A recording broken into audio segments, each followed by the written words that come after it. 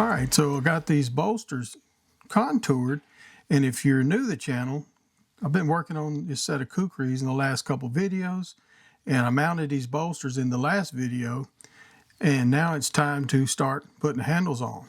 But before I put handles on, I like to come in here and contour the bolsters, get them up to about 220 grit, so when I do mount the handles and start shaping them, I don't overheat the handle material.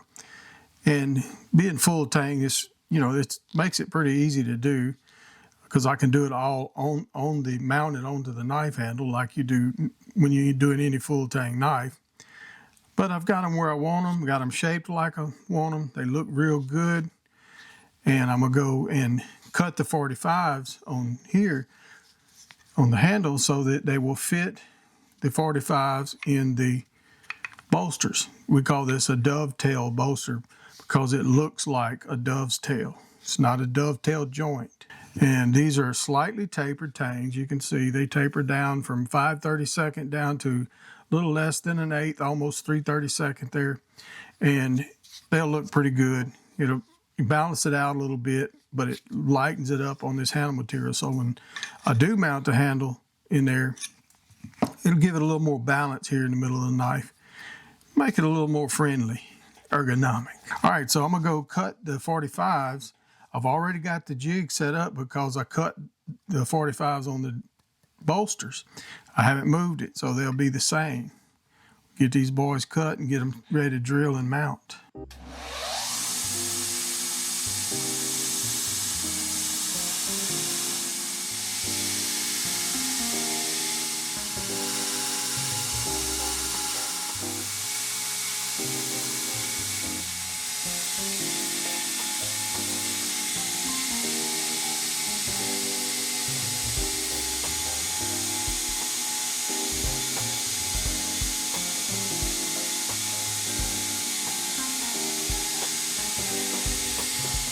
All right, we got them cut. Now I want to drill all of the pinholes. I'm going to be using some Loveless bolts in here, 3 of them, with a thong hole.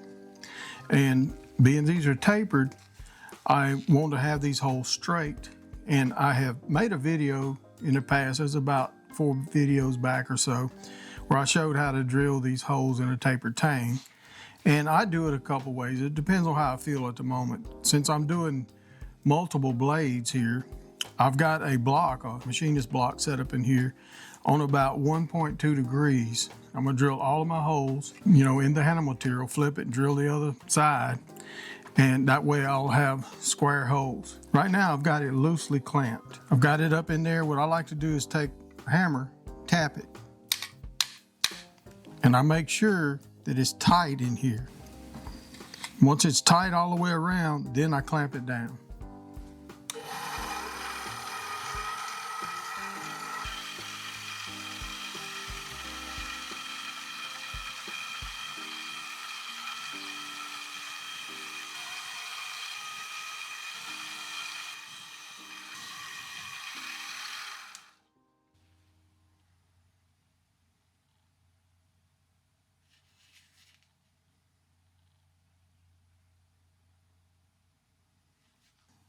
All right, now I got one side of the handle material clamped up in here, and it's still on that same angle.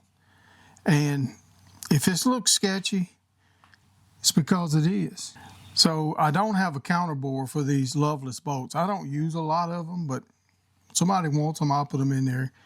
I'm doing this the old school way. I'm using a lineup pin, and I line it up with the hole that I drilled for the bolt, and the nut has to be counterbored. This will line up the hole. It's clamped, lined up, and then I'll pull out the lineup pin, put in the end mill for the counterbore, and that's what I'm a counterbore with. So we'll get that changed out. I'll get her tightened up here, and we'll get her done. All right, so I'll bring you up here close.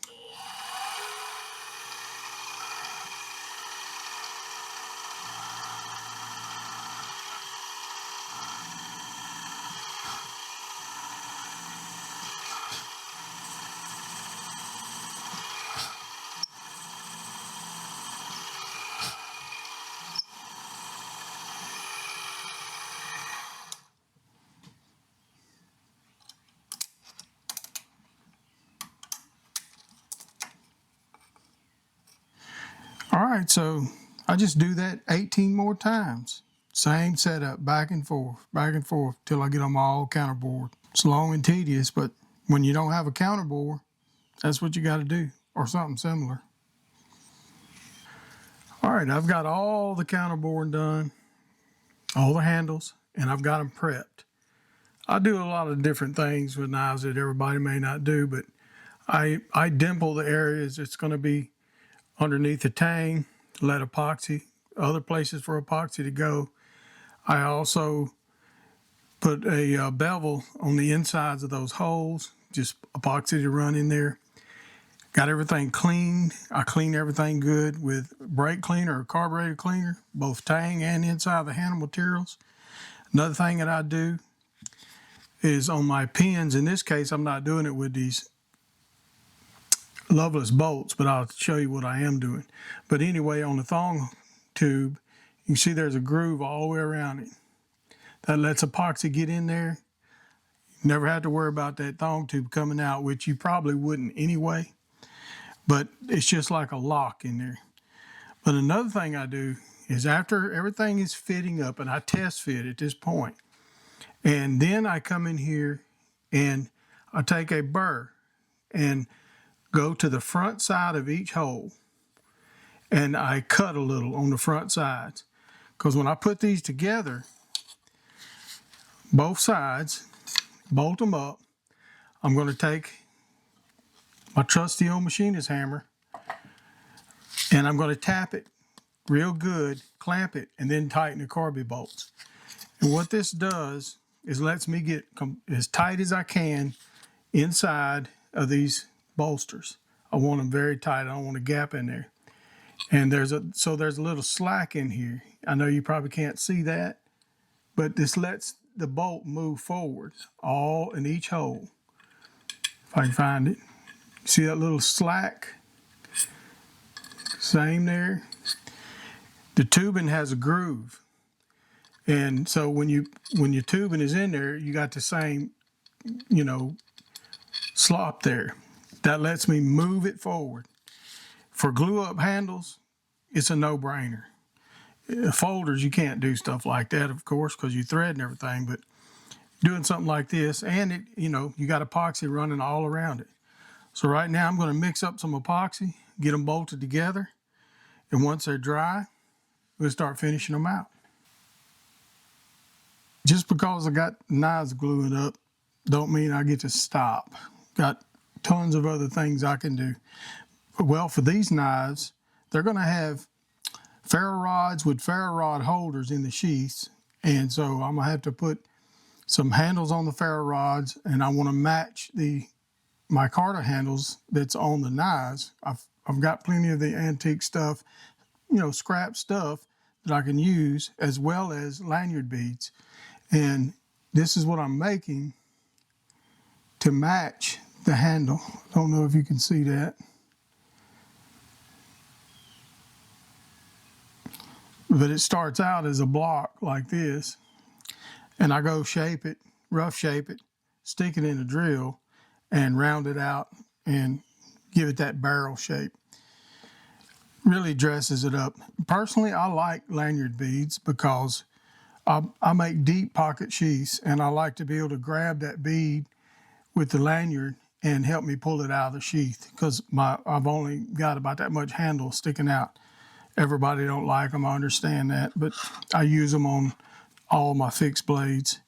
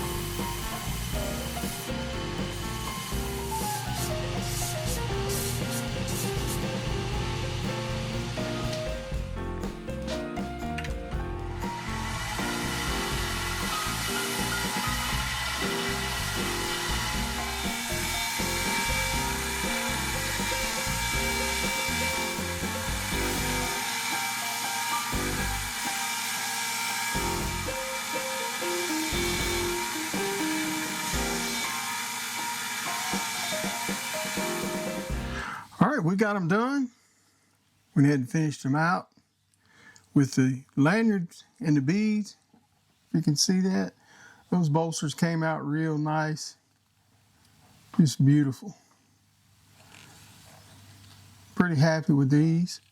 Loveless style boats, you're going to always have a thread showing there in a dark area. It's just part of a loveless boat when you use a thread. Corby's would be solid, but they hold real well. It's just a, satin finish on everything, except for, you got some mirrored areas here on the bolsters. I'll give you some good shots here in a minute, but they all look very nice. They all match the same. Turned out pretty good. Now I have to make the sheaths for them, start on them anyway, and they're going to have ferro rod holders on the sides of the sheath, so quite a bit of work to do to have these things, to call them good, call them done. But all I got to do here is sharpen these, clean them up a little bit, get some smudges off, and just final inspection. But I really like the way that micarta turned out. That is some beautiful stuff. It's very old and really makes a beautiful handle. But I want to thank you for watching. I want to thank my patrons. Hope you got something out of this. We're going to see you on the next one.